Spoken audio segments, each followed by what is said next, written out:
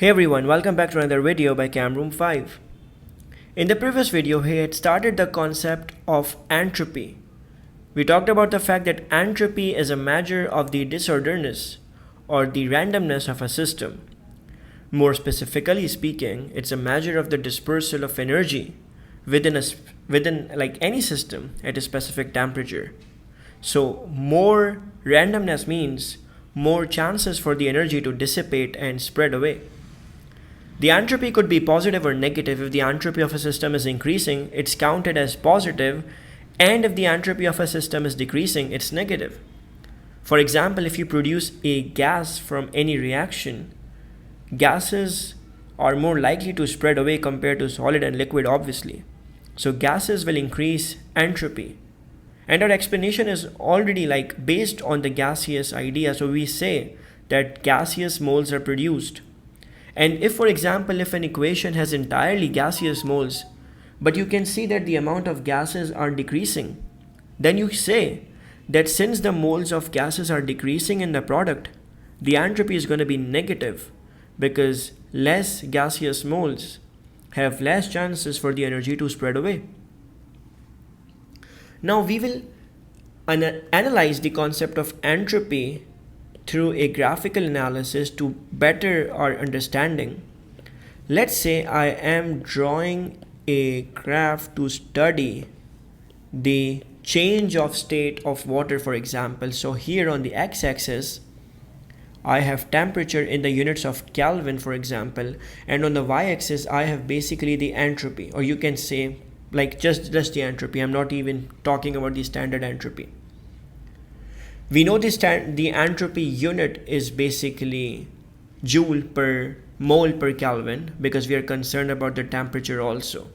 So we are concerned about joule per mole per Kelvin. It can be kilojoule if the value is really high. For example, if I have 0 Kelvin over here, let's suppose 100 Kelvin is here, 200 Kelvin is here, 300 Kelvin is here. Remember, it's Kelvin, not Celsius, and I'm concerned about the change of water. So water is what I'm studying right now. At 0 Kelvin, the entropy is by definition 0. So at 0 Kelvin, it's absolute zero temperature, absolute zero. So basically, it is when the entropy is already 0. Entropy is 0 here. Now what happens is, as the temperature increases, the entropy obviously increases. I'm not denying the fact. But to understand it better, we need to keep Celsius in our mind because this is how we have always worked, right? So it is minus 273 Celsius, which is 0 Kelvin. And at 273 Kelvin over here, 273 Kelvin, it is actually when you get 0 degrees Celsius. And then you move on towards a positive degree Celsius. So this is positive degree Celsius on the right side over here. Positive degree Celsius. And this is negative temperature before 0. Now moving on. This is negative. Yeah, moving on. Something special happens at 0 degrees Celsius, and this is when ice melts. So your entropy is going to be a straight line. It's going to keep increasing like this. But at sharp 273 Kelvin or 0 degrees Celsius, you can expect a very steep increase, and then it will keep on increasing like similar to last time. What's happening here is, as the temperature increases, more energy is available, or you can say more kinetic energy is available. So more dispersal of the energy, more dispersal of energy. But what's happening at this temperature at 0 degrees Celsius is ice melts, which means the crystal lattice breaks, and change of state will allow more chances for the liquid molecule to spread and provide more dispersal of energy. So you can expect more dispersal of energy. dispersal of energy here, and then after this temperature you can expect the same thing happening again. Now moving on. Entropy was negative throughout the process, we have seen that. So entropy wasn't negative here because it's not a change happening. Ice was melting provided more change of state, so particles became more clustered, and that is when entropy got into a very higher value of positivity. Now what we are going to talk about here is entropy change, or you can say standard change in entropy. So we can say standard change in entropy. We have already talked about this idea. Excuse my handwriting. For any reaction that's happening whenever any reactants are converted into the products, we're going to create a kind of energy cycle or Hess cycle over here.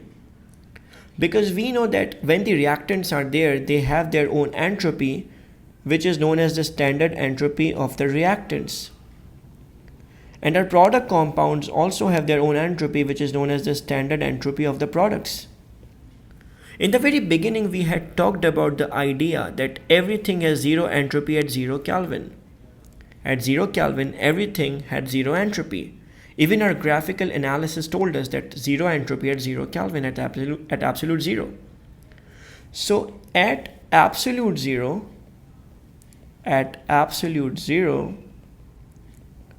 the entropy of the reactant and product was zero. So when the reactants were made from the absolute zero, they got their entropy. And when the products were made from the absolute zero, they got their own entropy. You can see it's a kind of a Hess cycle that absolute zero was the initial point. Reactants were made through absolute zero, so they got their entropy. When products were made from absolute zero state, they got their own entropy in standard state. This is their standard state. They are here in the standard state. Let me repeat, STD is not what you mean it is. Standard state means STD here, okay? Moving on. You can see it's a kind of a Hess cycle, and the yellow arrow can show you the indirect method. Let me draw it again. The yellow arrow, let's pick a better color, yeah. The yellow arrow could show you the indirect method when the reactants were made from absolute zero and then they made the product. While the green arrow will show you the direct method that you made the products directly. So indirect method and direct method should be equal in the changes. And that is why we get the formula that change, or rather I should write the entropy for reactant, which is this entropy for reactant. I should write this entropy for reactant, and the entropy of the reaction when the reactants become products. So entropy of reactant and the entropy of the reaction, sorry. This becomes combined to give you the entropy of the product. So entropy of reactant and reaction become entropy of product.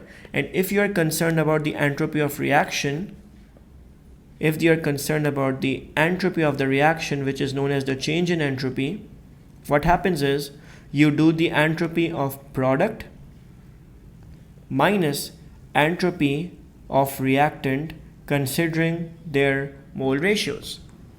Let me give you an example. We have a question over here. It says iron 3 oxide can be reduced to form iron metal using carbon monoxide at temperature of 1000 degrees Celsius. Some relevant standard entropies are given in the table. What is meant by the term entropy? So I'm pretty sure we can do that. It means it is a measure of the randomness of a system at a particular temperature. So we need to write that also, at a particular temperature. Yeah. Moving on. Calculate the standard entropy change for the reaction. So we know that entropy change is equals to the entropy of the product minus entropy of the reactant. Entropy of the product is going to be 2 times the iron and 3 times carbon dioxide. So what is the entropy of iron? Entropy of iron is going to be positive 27 times twice, and 3 times carbon dioxide, which is positive 214 times 3, because the mole ratio is 3. Now you will put a minus over here and the reactants later. So reactants are going to be 1 times positive 90. So positive 90 plus 3 times carbon monoxide, which is a value of positive 198. So 3 times plus 198. So if we solve it, let's solve it really quickly. 27 into 2 plus 214, so that is 214 times 3, and then we subtract the value of 90, and we also subtract the value of 3 times 198. That becomes 12. This is my calculation. It might be wrong. You can just check it again. So that is 12 joule per Kelvin per mole. It's a positive value. It means entropy is increasing. So entropy is increasing here. There are 2 gaseous moles in both sides, but you can see that carbon dioxide contributes more entropy. The entropy for carbon dioxide is more than the entropy of carbon monoxide. So there are 3 moles on both sides, but at the end of the day, carbon dioxide provides more entropy than carbon monoxide. We have one more question like this over here. Silicon tetrachloride can be prepared according to reaction 1. The reaction 1 has been given. And you can see the entropy change is already given. This is the entropy change for the reaction. Standard entropy of silicon is given. Standard entropy of silicon tetrachloride is given. They're concerned about the entropy of chlorine. Now we know the formula. Change in entropy is equals to the entropy of product minus entropy of reactant at the standard states. Change in entropy is minus 225.7. What is the product? Product is 1 mole silicon tetrachloride. What is the value? 239.0. So we put product as 239.0. We put a subtraction sign and then we put the reactant. What are the reactants? The reactant is silicon with a value of 18.7. It's 18.7 only times 1. And also twice the value of chlorine, but we don't know the value of chlorine, so we write standard entropy chlorine times 2, because there are 2 moles chlorines. When we solve it, let's try solving it really quickly. What do we get? We get minus 225.7 is equals to 239 minus 18.7 minus 2 times the standard entropy of chlorine. We need to put this on the other side of the equation so that it becomes positive and all the other values can be taken as on the other side of the equation. So 2 times standard entropy of chlorine is equals to minus everything goes on the other side, so it becomes 239 minus 18.7 positive 225.7. When we solve it, let's solve it. 239 plus 18.7, 239 plus 225.7, and then you subtract 18.7 from here. So you get a value of 446. It's for twice the moles of chlorine. For 1 mole it becomes half, which is 223. So 223, positive 223 is your answer. Why the entropy change for the reaction is negative? Because you can see gaseous moles are used up to convert and make liquid. So gaseous moles are used up. Gaseous moles are used up and produce a liquid compound So gaseous moles are gone. That is why lesser chances for energy dispersal.